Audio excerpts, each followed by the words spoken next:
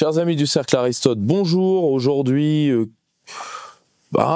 quelqu'un que vous connaissez peut-être pas nécessairement, mais qui gagne à être connu, je vous présente mon camarade Antoine Guénon. Antoine ?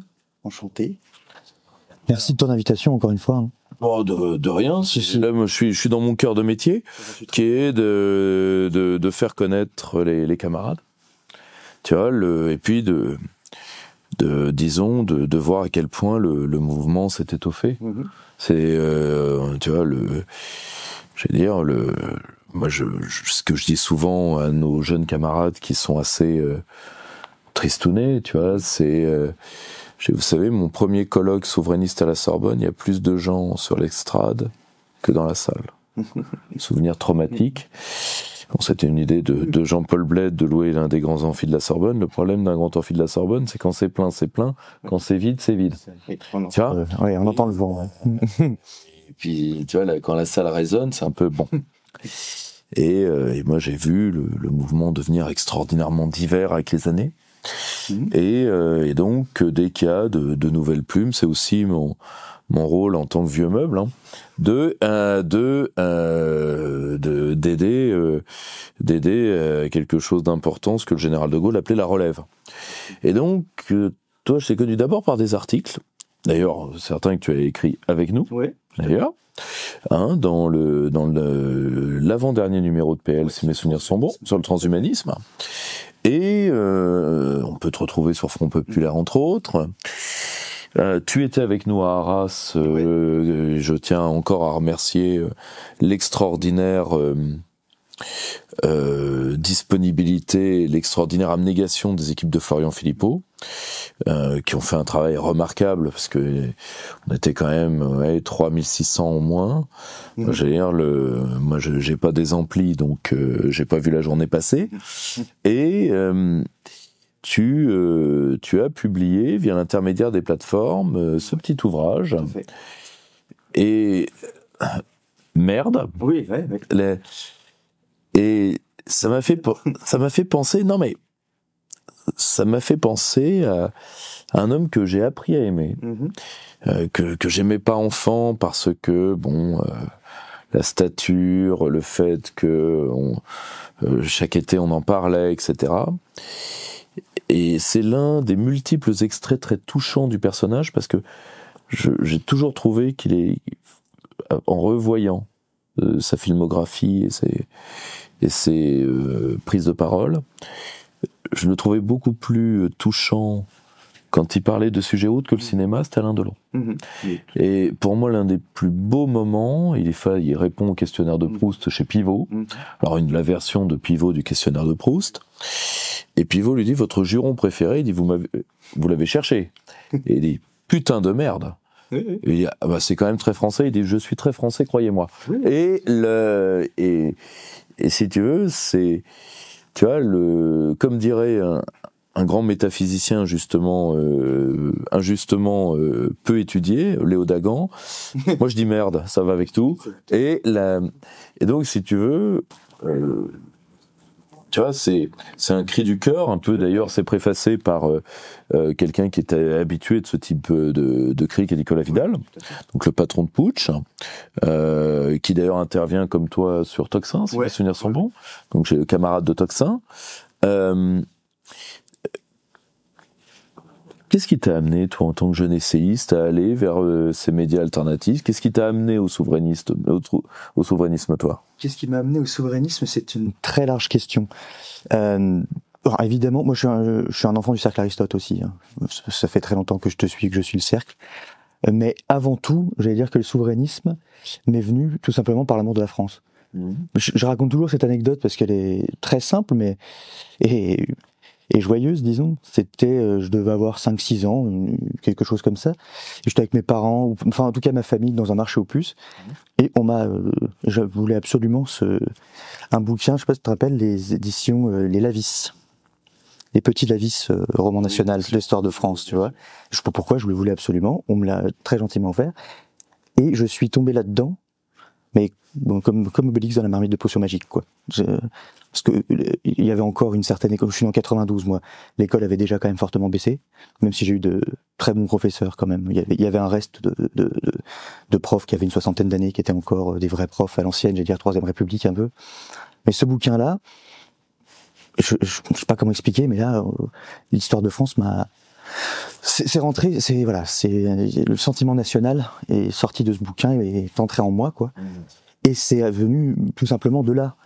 De base, après, ensuite, j'ai étoffé, j'ai bourlingué, entre guillemets, et ensuite j'ai étoffé le sujet, parce qu'effectivement, quand on est à l'école et quand on a 18 ans, bien sûr, il y a les sujets sur l'Union Européenne, l'Europe c'est la paix, toutes les conneries comme ça. Ouais. La salade a quand même un peu plus de mal à se vendre. Maintenant, beaucoup plus. Mais du coup, c'est vrai que j'avais cette barrière qui a été de lire ce bouquin et d'autres bouquins d'histoire de France, cet amour de la France, tout simplement, qui a permis de faire barrière et de dire je vais quand même y réfléchir à cette connerie là parce que ça me voilà. Donc tout simplement, moi je suis venu au souverainisme avant tout par amour de la France. Oui, bien sûr. C'est pour ça que ce bouquin en parle. Je parle. Tu sais, Jean Touchard l'avait magnifiquement dit, immense historien des idées. Les gens qui me demandent des bibliographies à longueur de mail, et je réponds toujours avec le temps que je mets pour répondre. Hein. J'ai une dizaine de boîtes mail en tout, donc et c'est moi qui réponds à peu près à tout, moi ou mon ombre, hein, que j'embrasse, Maëlys.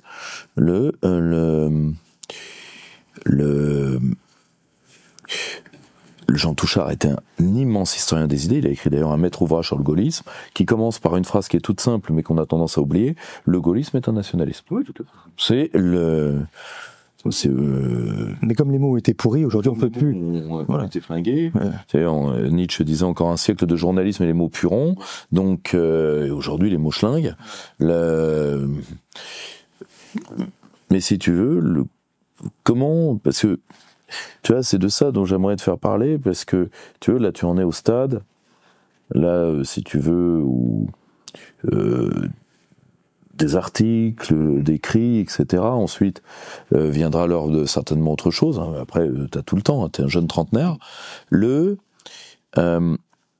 Mais tu vois, j'interroge jamais les gamins de la relève sur ça, et je trouve, j'aurais te faire parler de ça, parce que parfois il faut qu'on se dise comment on peut arriver à être le plus accueillant possible. Donc comment ton entrée dans disons le souverainisme conscient organisé s'est fait? Est-ce que ça a été facile, ou est-ce qu'on n'est pas on est un milieu quand même contrairement à Marlène Schiappa difficile à pénétrer? Ben, c'est paradoxal, mais un peu les deux. C'est en même temps très facile à pénétrer, comment dire, dans l'ambiance, on va dire, on s'y sent très très bien, on s'y sent très très bien, on est très bien accueilli. Par contre, effectivement, il y a comment dire, il y a une taxe d'entrée, j'allais dire pas une taxe d'entrée, mais il y a une barrière qui est effectivement, il faut être un petit peu sérieux. Il faut pas être non plus j'allais dire. Alors, là, il y a des barrières de qualité. Il y a une barrière qualitative. C'est pas entrer comme vous êtes. Oui, ça c'est sûr. Je le dis avec sans humilité, ça peut paraître pas humble, mais c'est ça, c'est aussi, oui, après, une fois cette barrière passée d'accord, tu dis des choses intéressantes, etc. Ensuite, on arrive effectivement dans une ambiance très joviale et on rigole chez les souverainistes, je veux dire beaucoup. Et heureusement, parce que, c'est, comment dire, il faut pas être désespéré. De toute façon, si on était désespéré, on serait pas souverainiste. Si on était désespéré, on ne serait pas souverainiste, ou nationaliste d'ailleurs. C'est ce que disait Bernanos. Moi j'aime bien cette phrase de Bernanos, si tu veux, qui est complètement paradoxale, mais qui disait « ce désespoir inflexible qui n'est peut-être que le refus inflexible de désespérer ». Et pour moi c'est ça. C'est qu'il y a évidemment un désespoir, mais c'est le désespoir qui mène ensuite à l'espérance. Oui, parce que c'est le piège de l'espoir d'Ellul, et Jacques Ellul disait l'espoir c'est la malédiction de l'homme, parce qu'une fois qu'on a de l'espoir on se dit bon ça va arriver, c'est la ruse de la raison finalement. Oui, un jour oh là là, un jour ça changera. Un jour le tour de carte changera. Voilà, un jour ça changera, et en fait on n'agit pas. Alors que dans le désespoir, mais le désespoir surmonté, le désespoir dans l'espérance, fait qu'on agit. Et c'est ça. Et du coup, effectivement, non, moi personnellement, l'entrée dans le souverainisme s'est fait aussi tout simplement, au-delà de la barrière entre guillemets qualitative et de l'ambiance qu'on y est très très bien, c'est l'action. On veut agir, quel que soit le moyen d'action, hein, bien sûr. Hein. Oui, ça peut être l'écriture, ça peut être aller poser des tracts, ça peut être juste aller boire un coup avec des compatriotes souverainistes. Tout est déjà une action. Mais ce qui est très juste dans ce que tu dis, c'est l'aspect très tonique que nous avons par rapport à la désespérance générale. C'est-à-dire que, comme disaient mes amis les époux de l'épine, grand spécialiste des questions de santé tous les deux, battez-vous. L'avantage, c'est qu'on est quand même des gens assez combatifs. Oui, bien sûr. Faut dire, on en a pris beaucoup dans la gueule, ça aide beaucoup, mais surtout, on n'a pas l'aspect génial que peut avoir une partie de la droite. Alors qu'aujourd'hui, elle s'exprime plus, elle est plus entendue, etc., mais qu'elle garde ce côté victimal, ce qui fait aussi parfois un défaut, c'est quand il nous arrive des misères, on n'en parle pas tant que ça. Non. Parce que, moi, tu vois, je vois des gens qui racontent par le menu leur persécution policière. Bon, moi j'en ai eu. Je n'en parle pas parce que j'estime que le pouvoir fait ce qu'il a à faire. C'est-à-dire que il a identifié la fin de la France comme sa réussite, donc il persécute ceux qui veulent éviter la fin en question. Mais d'un côté, il y a une logique, oui, bien sûr. Si tu veux, tu te bats avec des gens, ces gens se battent avec toi. Oui, bien sûr. Tu vois, il y a un côté mauvais joueur s'abstenir, tu vois. Et c'est vrai qu'on n'a pas. Moi, j'ai encore vu à Arras, j'ai vu des gens heureux, j'ai vu des gens inquiets, mais j'ai vu des gens combatifs.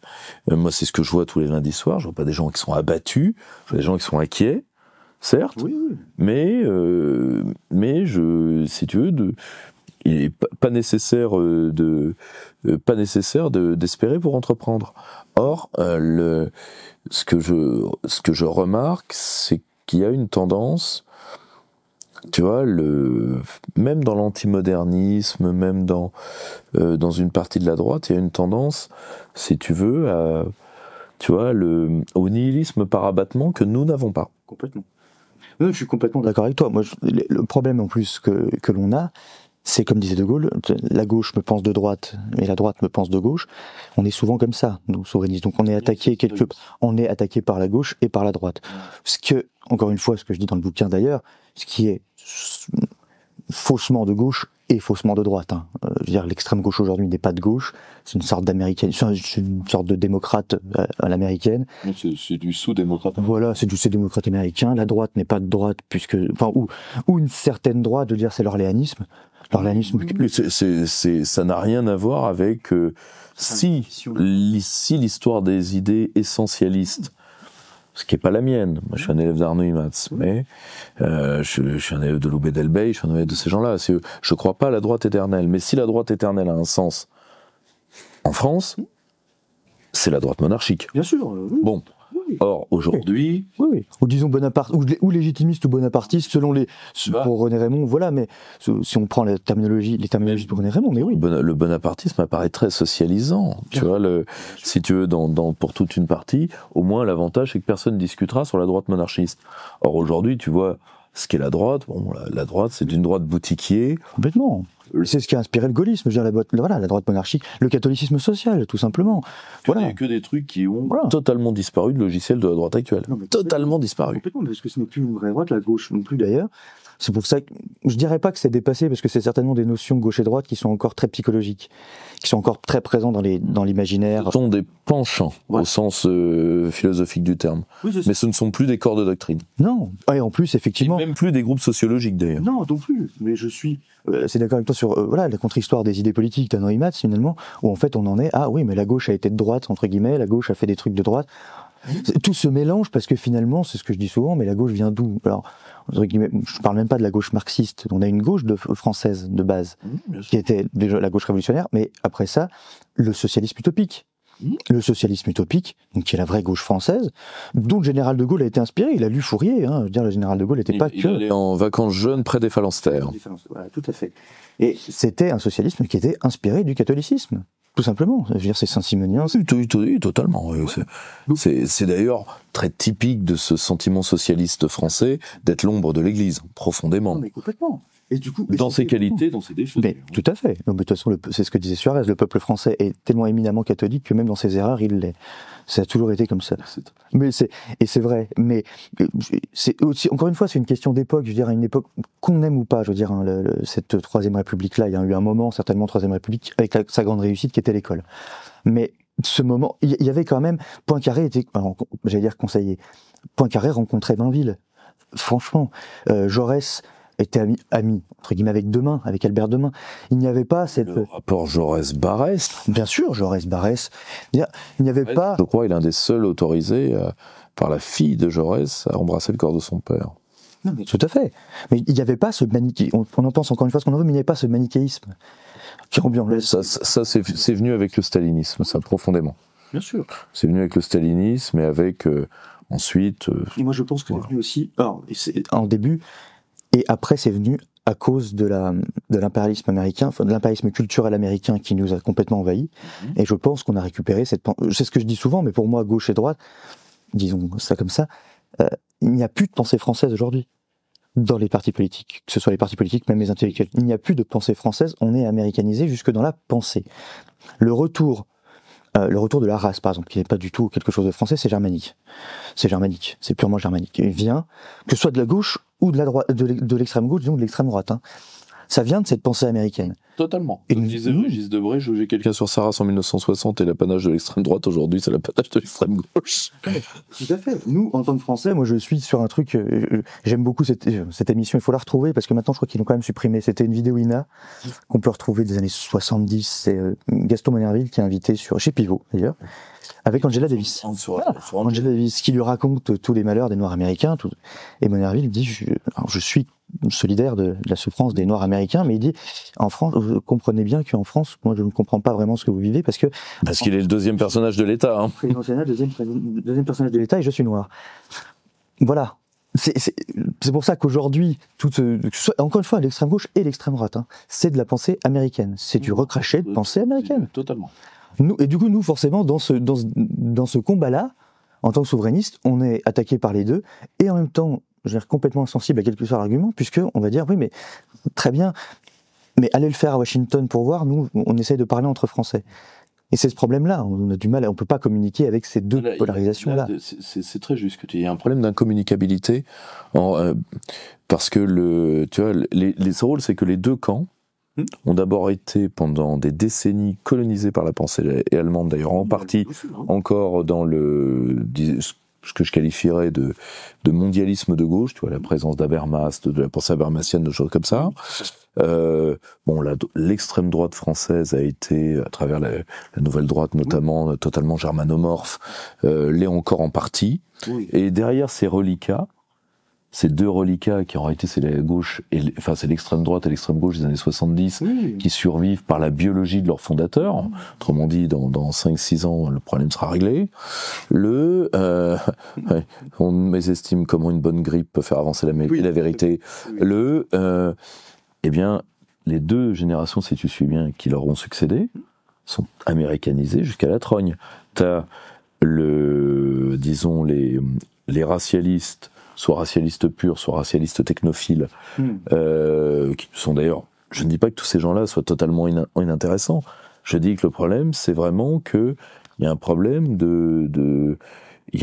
d'autochtonie du logiciel. Oui. Et de l'autre côté, tu as cette extrême gauche woke américaine, c'est-à-dire quand même des gens qui pleurent par wokisme, c'est-à-dire par décomposition du protestantisme, alors qu'ils sont dans un pays de tradition catholique. Donc, tu vois, si ils sont pas sauvables, parce que, tu vois, et à la fin, là, pour le coup, tu n'as plus d'enracinement, là, tu as une problématique de colonisation des imaginaires. C'est-à-dire que ça rejoint Mokhtar qui, pour pouvoir romancer son deal de chichon, pense qu'il est la version moderne de Saladin, alors que fondamentalement il est dealer de porte cochère, ou le même en version subsahélienne qui pense que non, il n'agresse pas les petites vieilles, il est la survivance des guerriers Maasai. Donc, et le problème, c'est qu'entre ceux qui se pensent casque à pointe, ceux qui se pensent Beach Boys, ceux qui se pensent guerriers Maasai, et ceux qui se pensent Salah et compagnons du prophète, à la fin, la société politique et une partie de la société devient un asile à ciel ouvert. Mais complètement, et c'est ce qu'on essaye de, pour moi je pense que c'est notre combat aussi, au-delà de sauver la France, je veux dire, mais là parlons un peu, pas métaphysique, mais dans le concret des choses. Je pense que le vrai combat, et c'est ce qu'on défend, c'est de combattre la civilisation anglo-saxonne. Pourquoi? Au-delà de tout ce qu'ils peuvent apporter de nocif, mais ce qu'ils ont apporté de nocif, le multiculturalisme, qui ne marche pas, est purement anglo-saxon. Pas français, l'idée de multiculturalisme, ça n'existe pas. La France, on peut le condamner, on peut faire ce qu'on veut, mais on rentre chez soi, on reste pas en France. La France a été fondée, une nation, une culture, point. Sur son territoire. Et c'est simple. Les règles sont claires, je veux dire, les règles sont assez claires. Vous n'aimez pas la France, pas de problème. Ok. Mais c'est pas chez nous. La France a été fondée là-dessus. Je veux dire, sur un truc qui est éminemment compliqué pour la nature humaine. Le pluralisme étant fondamentalement un logiciel impérial, c'est-à-dire que c'est fait pour que les différentes ethnies colonisées se foutent sur la gueule. Bien sûr, et avec ce truc un peu chapeau, c'est ce que j'expliquais, je sais plus dans quel, ça doit être chez Toxin, mais moi un truc qui m'a beaucoup marqué, tu vas voir comment je rejoins la chose. Un jeu qui m'a beaucoup marqué, même si c'est pas une grosse, même si c'est pas une entreprise très importante au niveau de la base industrielle, mais c'est Petit Bateau qui a été racheté. Petit Bateau qui est passé sous pavillon américain. Alors, on peut dire on s'en fiche, c'est ce Petit Bateau, mais moi je trouve ça dramatique. Ça veut dire que cette entreprise qui habille nos gamins est américaine. C'est-à-dire que nos gamins vont être habillés par des Américains. Alors évidemment, ce ne sera pas, ils vont pas faire des habits américains, je veux dire. Mais c'est ça qui est encore plus terrible, c'est qu'il va y avoir. Mais c'est pour ça que je rejoins sur les anglo-saxons. Ils ont ce chapeau au-dessus, voilà, l'impérialisme américain, la culture anglo-saxonne. La culture anglo-saxonne, comme toutes les cultures d'ailleurs, combat les cultures dominantes, les cultures concurrentes, disons. Un folklore, ils le combattent pas. Ils s'en foutent d'un folklore. Et là, c'est ce qu'on va devenir. Petit Bateau. Très juste. On va devenir, ils vont être toujours habillés en petit français, en petit breton, Petit Bateau, mais ce sera pavillon américain. Parce que l'américain nous considère maintenant comme un folklore, en disant, on s'en fout. Et donc la France va devenir un parc d'attractions géant. On va être des Indiens dans des réserves. Tout simplement. Ouais, c'est la pensée pour rouge. Ouais, je l'avais traité il y a longtemps. C'est la pensée pour rouge. La pensée pour rouge. Être dans un immense parc d'attractions, parce que c'est cool de laisser 2-3 Français quand même dans le parc d'attractions, ça fait encore plus vivant, ça fait très Emily in Paris. Mais c'est ça notre avenir. Alors, si c'est un avenir que certains désirent, ouais, très bien, moi personnellement, c'est pas le mien. C'est vraiment pas ce que je veux pour mon gosse, pour mes gosses, futurs aussi, c'est vraiment parce que pour moi aussi, et c'est pas ce que je veux pour les Français. Je trouve ça dramatique. Dramatique. Et c'est ça, l'impérialisme américain, comme tu dis, voilà, c'est effectivement faire cohabiter des cultures ou même des folklores. Eux, ils s'en foutent. Là, ils l'ont repris de la dimension impériale britannique. Bien sûr, oui. Et à la fin, et c'est ce qui se fait, c'est le problème qui se passe à Londres en ce moment, et c'est le renoncement à l'être impérial qui passe, et qui passe entre autres par le refus du multiculturalisme aujourd'hui, qui s'est levé d'ailleurs pour les Anglais plus que pour les Américains, dans l'immense caractère de libéralité qu'est l'âme britannique. Mais à un moment, on a trop toléré, quoi. Tu vois ce que je veux dire? Or, à force de c'est De Gaulle qui disait, à force de dire oui à tout, on s'oublie soi-même. Et aujourd'hui, c'est ce que j'essaye de dire à ceux qui ont voulu faire venir ces systèmes-là en France, et il y en a eu beaucoup dans l'extrême droite. Bien sûr. Moi, je me rappelle d'un article, pourtant d'un homme de l'AND, qui est Pierre Le Vigan, qui est un ami, qui est un de mes auteurs, qui s'est séparé d'Alain de Benoît sur cette question-là. Parce que, malheureusement, les systèmes assimilateurs et les systèmes multiculturalistes, ils échouent sur les mêmes populations. Bon, c'est-à-dire qu'il y a des gens, t'en feras jamais rien. Le problème, c'est qu'ils réussissent sur certaines populations, tous les deux. Oui. Or, pour ce qui est de la France, ce n'est pas le système assimilateur français qui n'a pas marché, c'est que, un, on l'a pas utilisé, mais deux, quand on l'a utilisé, on l'a utilisé sur des populations sur qui rien ne marche. Tu vois, je vais mettre les points sur les i et barreauter. N'importe quel système fonctionne dans l'assimilation de populations asiatiques. Oui. N'importe lequel. Tous échouent sur certains types de populations, particulièrement nord-africaines. C'est comme ça. Le BIT se posait la question il y a quelques années dans des rapports, c'est-à-dire échoue partout. Bon, très bien. Or, ce qu'il faut avoir en tête, c'est qu'une fois que tu maintiens les rapports de force de l'ère impériale à travers le multiculturalisme. Il y avait un camarade que j'avais reçu qui en parlait très bien. Tu sais, le jeune... un jeune philosophe nation, un mec pas mal, qui passe de temps en temps sur RMC, putain, son nom m'échappe d'un coup, mais un jeune type, Jean-Loup Bonamy. Oui. Et on a voulu, et malheureusement, c'est passé par quoi ? C'est passé par les restes de la gauche colo. Il est tout à fait normal que des gens, je pense à Monsieur Mélenchon, né au Maroc, c'est pas ma faute, de fonctionnaire colonial, c'est pas ma faute, trouvent génial d'incorporer un système multiculti, tout simplement parce que ça refait les rapports tiens-toi droit bamboula, ça refait les rapports Banania. Bon, donc J'entends ce discours-là. Oui, j'entends. C'est ce qui me fascine. Pourtant, c'est cette chose. C'est pour ça que je reviens où ils ne sont pas de gauche populaire en tout cas. Moi, quand j'entends cette chose-là, quand on me dit oui, mais c'est très bien, et heureusement qu'ils sont là, ils font nos poubelles. En tant que Français, en tant que pensée française, en tant que système assimilationniste à la française, c'est dur à entendre. C'est terrible. Moi, je ne veux s'ils viennent, encore une fois, pas 1 million, etc. Mais s'ils viennent, le but, c'est de les intégrer à la nation française et qu'ils puissent profiter de la méritocratie, pas qu'ils fassent nos poubelles. C'est terrible de dire ça. Vous n'êtes pas du tout de gauche. Et nous, on se fait traiter de facho parce qu'on va dire justement, c'est peut-être un peu compliqué. Justement, on va réfléchir comment le multiculturalisme ne marche pas parce que justement, on fait ce système impérialiste et colonisateur, pardon. Mais on entend des discours comme ça. Moi, je trouve ça fascinant. Et surtout, ils ont le réflexe intouchable, c'est-à-dire parce que ils feront tes poubelles, mais ça veut dire que t'es pas capable de les faire tout seul. Oui. Et donc à la fin, ça termine dans ce film qui est un horrible navet, qui est intouchable, c'est-à-dire qu'on trouve le brave mec de banlieue qui va faire la toilette du blanc, tu vois. Oui. Si tu veux, c'est ça une. Enfin, vous voyez où vous en êtes ? C'est-à-dire que à la fin, c'était on est passé de qui va garder les gosses à qui va récurer les chiottes. Enfin, et à un moment. Tout ça pour justifier quoi ? Et ça encore, là, tu vois, c'est l'actualité la plus brûlante. C'est ce qui a failli tourner à l'émeute, à la fête de l'UMA, il y a 2 jours. Parce que le pauvre Paul Watson, le mec, il est pas méchant, il sauve les baleines. Alors maintenant, bon, sauver Willy d'extrême droite, bon, il n'y a pas de problème. Mais Flipper le dauphin, je suis moins surpris. Affaire de nageoire, pas de problème. Oui. Tu vois, le monde de Nemo avec, tu sais, le poisson qui oublie tout et qui nous rappelle qu'il ne faut jamais oublier. Enfin, voilà, l'univers aquatique est d'extrême droite. De toute façon, tout est d'extrême droite maintenant. Mais la seule chose que ce pauvre type a dit, il est même pas l'un des nôtres. Il le dit lui-même. Il croit pas aux États, il croit pas aux nations, il croit pas à la frontière. Il dit juste que c'est de la traite. Oui, c'est tout. Et lui, il veut pas cautionner un système qui, si l'idée de départ est différente d'un système de traite, l'idée d'arriver à un cousinage. Tiens. Oui. Mais tu vois, mais objectivement, pour en revenir à toi, qu'est-ce que tu vois, qu'est-ce qui t'a donné envie de leur dire merde, en fait? Parce que pourquoi t'as pris cette forme du cri, du pamphlet, etc.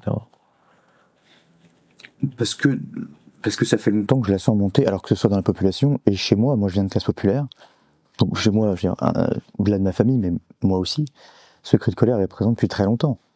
Je l'ai exprimé en mots, parce que j'ai eu la chance de pouvoir étudier, etc., et de l'exprimer en mots. Je comprends que des gens ne l'exprimeraient pas en mots, mais plus par des gestes ou par des cris, et c'est tout à fait normal. Moi, j'ai essayé de le mettre en mots. Il y a un penchant très littéraire chez toi. Ça, c'est gentil. Non, mais j'ai essayé, voilà, c'était essayer de le mettre en mots, et essayer de le partager pour que les gens. C'est pour ça qu'il y a beaucoup aussi de notes de bas de page. Je préfère citer, vraiment, pas m'approprier les idées, parce que nous sommes des nains assis sur des épaules de géants. C'est le principe même de la transmission. Voilà, ça. Quand on cite Bernanos, évidemment, c'est pas pour dire je fais la même chose que lui. On est obligé de citer Bernanos. Voilà, donc c'était mettre en mots cette colère qui monte depuis très longtemps en moi, parce que déjà par sociologie. C'est pour ça que je me bats aussi. Je suis très très mauvais contre l'extrême gauche qui n'est pas de gauche, parce que c'est la trahison des classes populaires, et j'en viens. Quand je vois la fête de l'UMA, je n'irai pas jamais à la fête de l'UMA, mais dans les années 70 peut-être, mais quand je vois qu'il passe de Jean Ferrat à une nana qui twerk, les classes populaires, sont quand même oubliées. Je vais même pas revenir sur Mitterrand 81, etc. Les classes populaires y ont cru. C'est pour ça que je vais être encore plus virulent. Je veux dire, la droite, quelque part, on sait on sait où on met. Qu'une partie de la droite orléane soit mondialiste, voilà. Si Dieu, je suis pas certain que ce soit un procès à leur faire. Non, je veux dire, on sait où on met les pieds. Là, par contre, quand on veut voter à gauche et puis que finalement on se fait complètement flouer, ça a tendance à bien m'énerver. Donc ça vient évidemment de là, c'est cet oubli des classes populaires. C'est tout, et avant tout aussi cet oubli de la France, quoi. Moi, j'ai cité le livre parce que le titre dit tout, mais c'est André Makin, cette France qu'on oublie d'aimer. Et c'est exactement ça. C'est qu'on est retombé, et je le cite là-dedans parce que c'est ça. Pour aimer ce pays, il faut sublimer sa nature nationale, sinon on retombe dans une civilisation matérialiste de petits estomacs heureux. Et c'est ça. C'était les temps de glorieux, c'est des petits estomacs heureux, c'est une civilisation occidentale de consommation, on est heureux. On a oublié le côté, Bernanos disait, l'histoire de mon pays a été faite par des gens qui croyaient à la vocation surnaturelle de la France. Comme pays, etc. C'est ça qu'il faut retrouver.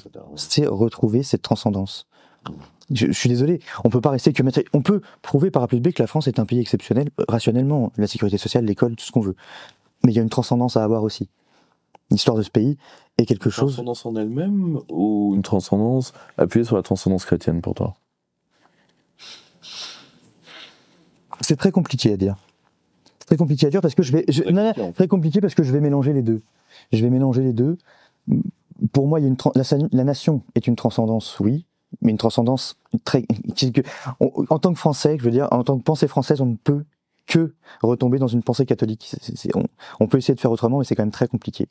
On a une catholicité qui est imprégnée dans la pensée française. Moi, j'ai une théorie, si tu veux. Tu me diras ce que tu en penses d'ailleurs. J'ai une théorie. Pour moi, ce qu'on peut faire en pensée française, qui est quand même assez exceptionnel dans la résolution de la dialectique. On arrive à faire des synthèses avec absolument tout. On arrive à, comme le gaullisme, qu'en est une, et gauche et droite. Certainement pas ni gauche ni droite, mais et gauche et droite. C'était ça le gaullisme. Et d'autres d'ailleurs, mais avant tout le gaullisme, le catholicisme social par exemple, c'est cette réunion-là. Et moi je pense vraiment que cette tendance-là, cette nature-là vient du concile de Chalcédoine, qui disait justement que le Christ était et vrai homme et vrai Dieu. C'est quelque chose à se dire, c'est possible. Il dit soit, non, et vrai homme et vrai Dieu. Et je pense que la pensée française vient de là. Je pense que ça vient de cette recherche permanente de réussir à régler la dialectique par une synthèse. Toujours. La France, c'est par exemple la liberté des anciens et des modernes. C'est la phrase, la devise de la Comédie Française, simul et singuli. Être ensemble et rester soi-même. C'est ça être français.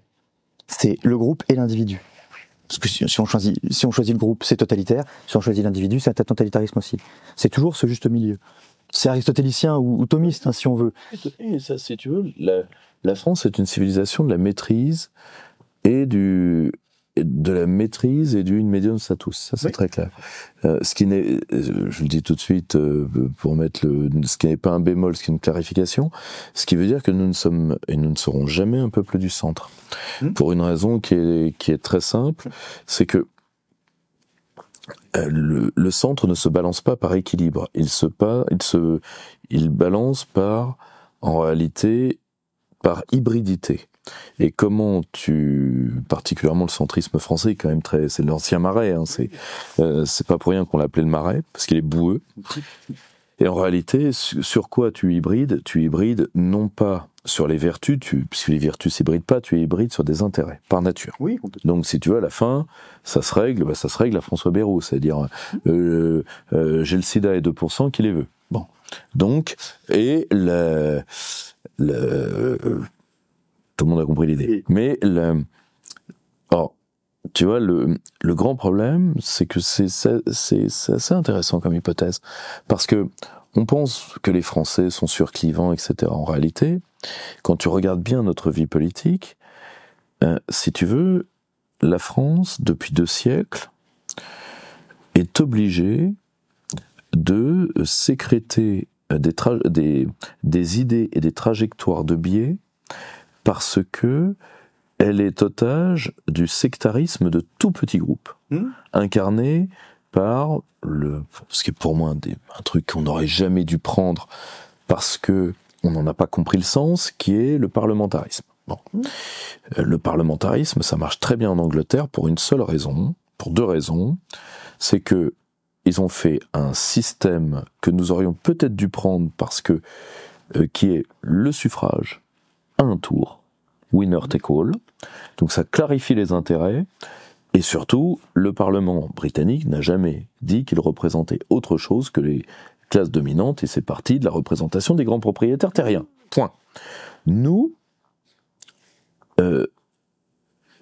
la classe bourgeoise, qui voulait éviter la démocratie, a créé le système représentatif.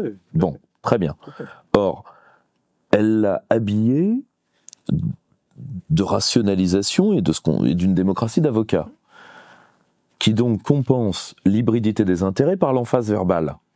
Et donc, résultat, à la fin, ça te donne des assemblées entières de Saint-Just de Bistrot qui, vous comprenez, chers collègues, suffit de voir un mercredi à l'Assemblée pour dire vous êtes payés qu'à ça, vous avez rien foutu de l'après-midi. Et c'est ça la démocratie d'avocat.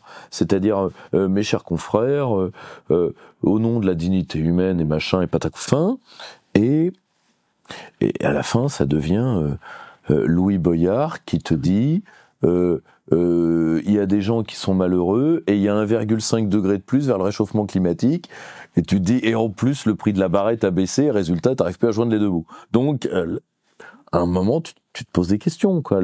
Tu te dis et en plus nous on a habillé leur boutiquerie à cause du système à deux tours, c'est-à-dire que entre les deux tours on t'enfile.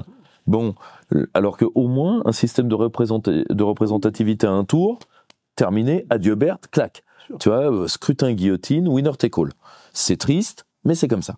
Or, là où comment dire, cette radicalité d'apparence qui en fait, si tu le regardes bien, les grandes avancées, la réforme intellectuelle et morale, le clémencisme, le gaullisme, se sont faits dans une relative paix du peuple.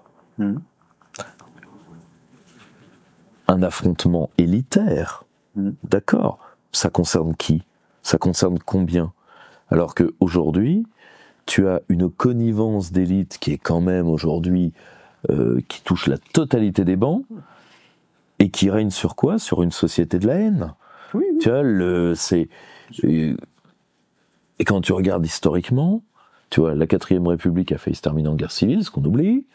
Une partie de la République, et je le dis d'autant plus en tant que républicain, s'est fait en tapant sur l'Église catholique parce qu'elle n'osait pas taper sur le Comité des Forges.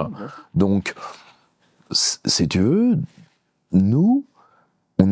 la France est obligée d'avancer par des trajectoires de biais parce que son système est intrinsèquement vicié, parce que Michel Maffesoli appelle le bourgeoisisme. C'est-à-dire, fondamentalement, la Révolution française ne fut pas bourgeoise, mais c'est quand même les bourgeois qui ont rattrapé la balle dès l'Empire, tu vois. Et malheureusement, comme disait Pierre Desproges, ils y sont encore. Oui, de toute façon, c'est ce que... Moi, je reprends souvent là-dessus, j'aime bien Bernanos qui disait, attention, la Révolution, on n'a pas trahi, on a trahi la Révolution. Pour moi, c'est ça. Bernanos pensait... Tu te rends compte que Bernanos arrive à penser ça? Oui. Tu vois, quand tu vois qui c'est, tu te dis quand même, il y a un effort sur soi. Bien sûr, mais oui, c'est pour ça que Bernanos, c'est passionnant. Justement, il fait cette synthèse. Pour moi, il fait cette synthèse. Ouais, c'est un des plus grands génies du XXe siècle. Oui, c'est clairement. De toute façon, il avait 80 ans d'avance, il a prévu ce qui allait se passer aujourd'hui. Faire la France contre les robots en 46... il fallait quand même y aller, quoi. Mais 1789, de toute façon, il prend que 1789, qui est lui, il voit une continuité du catholicisme, finalement, qui doit se finir comme ça. Ensuite, il dit, bien sûr, ils ont trahi. Mais c'est exactement ça. Le bourgeoisisme, de toute façon, on a cette particularité française, des bourgeoisies nationales, ça doit exister. Quelque part, dans d'autres pays, ça doit exister. Bien sûr, les Anglais, par exemple, les Allemands aussi, les Américains, bien sûr, les Italiens aussi. Nous, on a une bourgeoisie française qui est fascinante. Elle est toujours fascinée par d'autres pays que le nôtre. Ça a été les Anglais. Ils ont adoré l'Angleterre, au XVIIe siècle. Ils ont adoré les Allemands. Ils ont adoré les Allemands, mais pendant longtemps, et surtout entre 40 et... surtout en 40. Ouais. Et ils ont fini par adorer les Américains. Ah non, mais t'en fais pas, ils seront si tu veux, n'oublie jamais la phrase du taxi de Tobruk. Hein. S'il est grec, parlons d'autre chose. Hein. Oui. Mais non, mais ils sont quand même assez fascinants. Voilà, c'est le grand philosophe Raphaël Glucksmann, quoi. Je me sens mieux chez moi à New York qu'en Picardie, et on lui invite, on pourrait même se cotiser pour lui payer le billet d'avion, quoi, finalement. Qui se casse. T'es gentil, non, je rigole. On a suffisamment, pour le père comme pour le fils, on a suffisamment payé. Et Nicolas est en grève, hein. Donc, non, clairement. Mais c'est quand même hallucinant. Mais c'est très juste, parce qu'on a Et ça fait très longtemps, on parlait du XVIIe, mais Jeanne d'Arc, c'est pas les Anglais qui l'ont, attention, c'est pas les Anglais qui l'ont cramé. Elle a été trahie par des Français aussi. Ça fait très longtemps. Tu as une vieille tendance à la trahison, disons, centrifuge, qui est venue des anciens féodaux, et comme le problème de la bourgeoisie française, c'est moi tu connais ma thèse, c'est que la bourgeoisie française a un problème identitaire depuis 2 siècles, elle veut les rentes de l'ancienne bourgeoisie, elle est prisonnière de la société de l'honneur de l'ancienne bourgeoisie qui n'est pas la sienne, et en bas, elle peut pas naturaliser l'inégalité comme le fait la bourgeoisie anglaise ou la bourgeoisie allemande, c'est-à-dire nous on est fait pour diriger, toi t'es fait pour obéir et tu la fermes. Et avec des peuples qui peuvent être rétifs aussi, mais moins que le nôtre, parce que le nôtre pose une question de légitimité évidente. Tu vois et comme en plus tu as un vrai génie populaire en France, ce génie populaire te pose une question de légitimité, c'est pourquoi devrais-je te donner des privilèges? Alors que, contrairement à la Vulgate, le bourgeois français a été la classe la plus privilégiée de l'Ancien Régime. Donc, si tu veux, ils en ont gardé, ils ont emprunté ce sens de la trahison des marges. Ils se sont tellement identifiés à l'ancienne aristocratie, mais ils se sont identifiés à ce qui a tué l'ancienne aristocratie. La société de l'honneur, ils s'y sont quand même fait pendant un long moment, et puis à un moment, ils l'ont vomi. Oui. Ils l'ont vomi, parce que c'est eux qui l'ont terminé dans les années 70, et aujourd'hui, là, tu es... alors, tu me diras, tu as une crise de la pensée bourgeoise aux 4 coins du monde, parce que les somewhere et les anywhere, c'est partout, en tout cas partout en Occident, mais je pense qu'en France, ça a débuté avant, et c'est tout aussi violent, sinon plus. Tu vois, nous, on a une spécificité d'un déracinement. Tu vois, le bourgeois anglais, il s'est identifié au destin de l'Angleterre. Oui. Il y a eu un rêve. Tu vois, le gros problème de la bourgeoisie française, c'est que comme elle n'a pas de marque autonome, la bourgeoisie anglaise en a, la bourgeoisie allemande en a, comme elle n'a pas pu totalement rentrer tu vois, c'est aussi pour ça qu'il n'y a pas eu de conservatisme. Tu vois, les réactionnaires et les libéraux ont jamais fait la paix en France. Jamais les bourgeois ont pu prendre totalement la place de l'ancienne aristocratie. Oui. Et donc, ils ont été écartelés dans un monde culturel où ils n'ont pas de place ni en haut ni en bas. Et donc, qu'est-ce qu'ils ont fait? Ils ont singé ce qu'il y avait à côté. Oui, bien sûr. Les Anglais, les Allemands, les Américains. Alors que, tu vois, le bourgeois anglais reste très anglais. Le bourgeois allemand, il s'est beaucoup américanisé pour une seule raison, c'est qu'il a perdu. Oui, bien sûr, oui. Mais par contre, tu prends le bourgeois italien, il reste italien. Il bousille son pays aujourd'hui, mais il reste italien. Mais nous, tu vois, le vrai souci, c'est, tu vois, et ce sera peut-être ma dernière question. Quand on est un jeune père de famille, qu'on a 30 d'années à peine, ce qui est ton cas, tu vois, comment tu vois tout ça se finir, toi? Parce que si tu veux, tout ça se finir, ça se finit jamais réellement, mais si tu veux, là, tu vois, tout le monde sent qu'il y a il y a des bascules qui sont en cours, mais toi, grosso modo, en tant que national français de 30 ans, dans 10 ans, tu te vois comment? Franchement, c'est une très très bonne question. Je pense qu'on se la pose. Je pense qu'on se la pose tous. Moi, comment je vois ça, je vais citer Peggy, mais pour moi, c'est celui qui ne se rend pas est mon homme, et quel que soit son parti. C'est tout. Je peux pas me rendre. Je peux pas me rendre. Sinon, si on abandonne tous, la France est foutue. Et puis, il faut des gens pour soutenir. Il faut des gens et des nations. C'était l'aumônier français du commando Kiefer, du débarquement, qui disait ça. Il faut toujours des gens et des nations pour soutenir des causes désespérées. Et j'en suis. Encore une fois, parce que cet affectif désespoir n'est que le refus désespéré aussi.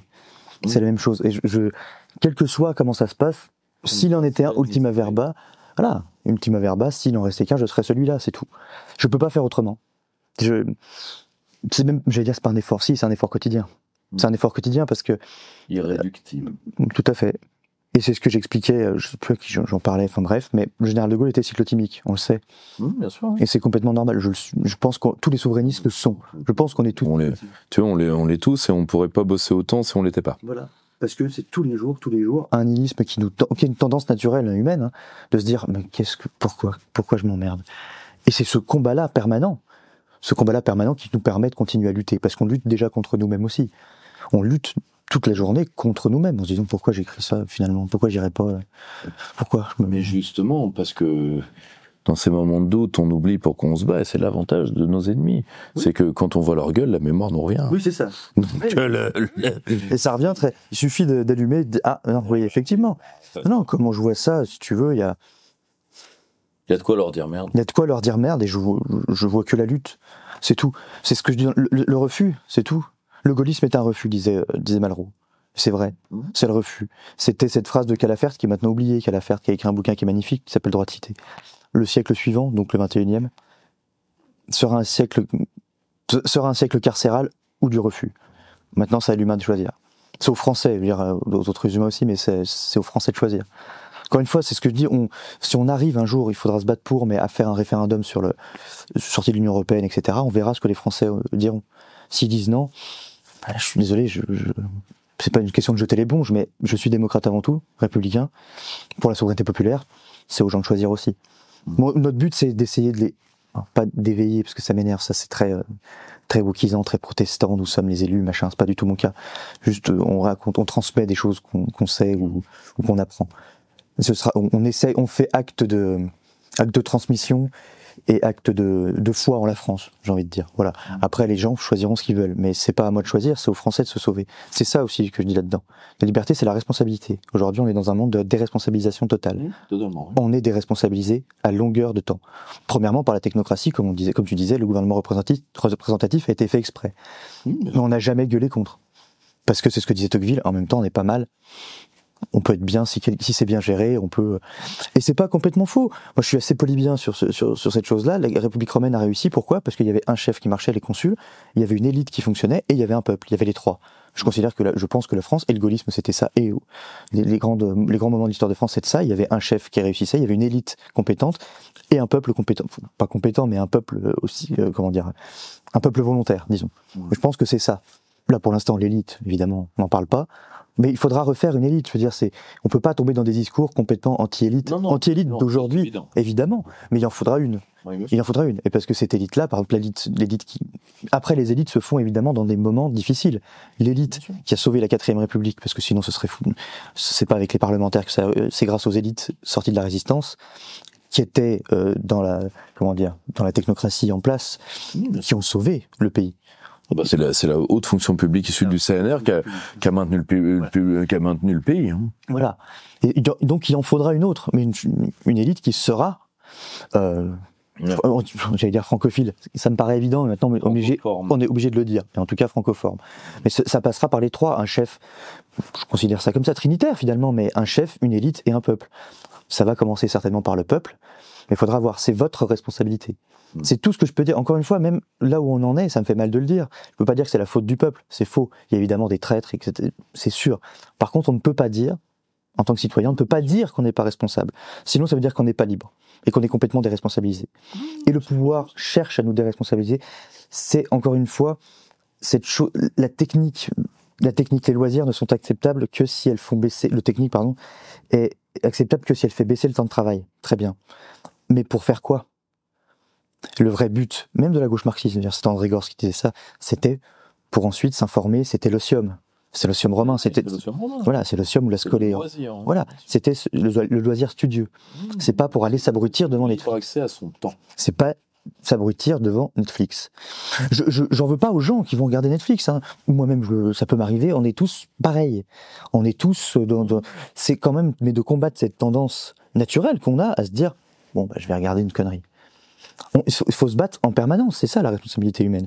Sinon, on a une tendance naturelle au nihilisme et à dire, oh, j'en ai rien à foutre. C'est une tendance humaine naturelle, hein, mais qu'il faut combattre en permanence. En permanence, parce qu'ils s'en servent. Ils s'en servent. Le loisir est très acceptable. On pratique tout, je veux dire. Le problème, c'est quand ce loisir devient... Quand la civilisation ne devient qu'une civilisation de loisirs. Normalement, c'est une pause. Comme disait Didier Super, à gauche, on s'en fout du fric. L'important, c'est de rien foutre. Oui. Mais malheureusement, oui. Non, mais c'est quand le je m'en foutisme prend la place de la libre disposition de son temps. Eh bien, si tu veux, c'est qu'à force de rien en avoir à foutre, t'as balancé ta liberté par la fenêtre. Bon, c'est aussi simple que ça. Oui, complètement. C'est quand les anciens disaient être libres ou se reposer, les anciens n'étaient pas dans des sociétés, tu sais, vissées, casque à pointe, dans des sociétés de fourmis. Ça n'a jamais marché, ça ne marchera jamais. Donc, les êtres humains sont pas faits pour ça. Ils ont pas l'instinct communautaire qu'ont les fourmis, les termites, etc. Mais ce n'est pas parce que la société de la fourmi ne marche pas que la société de la cigale marchera. Bien sûr. Voilà.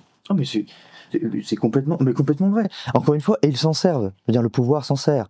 Plus on est déresponsabilisé, plus on peut nous faire passer n'importe quoi. Encore une fois, c'est très pascalien ce que je vais dire, mais on parle de divertissement. Divertir, ça veut dire détourner. Hein, ça veut dire détourner votre attention. C'est ça que ça veut faire, c'est exactement ça. Donc c'est pour ça qu'il faut faire très attention. C'est pour ça que très simplement dans ce livre, c'est trois choses. Je parle de la liberté parce que c'est la chose la plus française qui soit.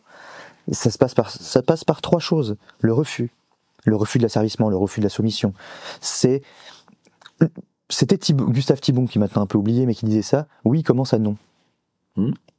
Chez l'être humain, oui, comment ça non. D'ailleurs, les bébés disent papa, maman et non. C'est papa, maman, non. C'est les premiers mots. Parce que oui, comment ça non. D'abord, il y a un cadre, ensuite, on a une liberté dedans. Donc, c'est le refus. Premièrement, c'est la responsabilité. Je vous ai expliqué avec la déresponsabilisation, c'est combattre ça. Et troisièmement, parce que ça, c'est très important, et c'est ce qu'oublient la plupart des gens qui vont se dire dans le camp du bien, par exemple, hein, c'est l'amour. Pourquoi ? Parce qu'un homme libre, c'est pas le non serviam, comme disent Bernanos, c'est pas le non serviam de Lucifer, c'est très biblique, mais non serviam, je ne sers pas. Ça, c'est Lucifer. Sans arriver là-dedans, mais c'est dans l'esprit paulinien et bernanosien. Le non serviam, c'est je ne sers pas, etc. Très bien. Ce que dit Bernanos, et c'est un peu avant lui, mais c'est l'esprit français, un homme libre sert. Puisqu'il fait hommage de sa liberté, il le donne à quelque chose de plus grand que lui. Et c'est la France. Pour moi, par exemple.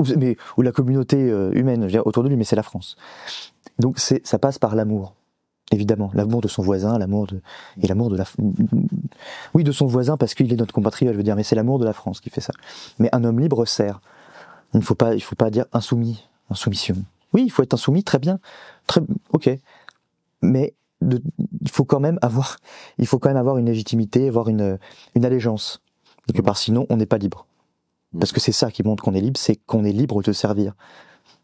Je ne servirai pas ces gens-là, je ne servirai pas ces puissances-là. Par contre, je servirai la France. Mais c'est ma liberté, c'est en étant en pleine possession de ma liberté que je le dis. C'est ça qui est important. C'est ces trois choses, le refus, la responsabilité et l'amour. Magnifique. Pour moi, c'est... Mon cher camarade, pour ceux qui voudraient te suivre, il y aura tous les moyens sous cette vidéo. Chers amis, n'hésitez pas à partager cette vidéo, à vous abonner à la chaîne, à vous abonner à nos réseaux sociaux, vous en avez toute une liste dessous, et pour ceux qui le veulent, à lire nos ouvrages. Vous pouvez adhérer au cercle si vous voulez amener, votre pierre à l'édifice, et ou nous retrouver dans nos différents événements. Rendez-vous chaque lundi soir, rue Croix des Petits Champs à Paris. Chers amis, à très bientôt. Chers camarades, si tu veux plus de contenu, de réinformation, d'éducation populaire et de formation intellectuelle, n'hésite pas à faire un don sur notre page Tipeee.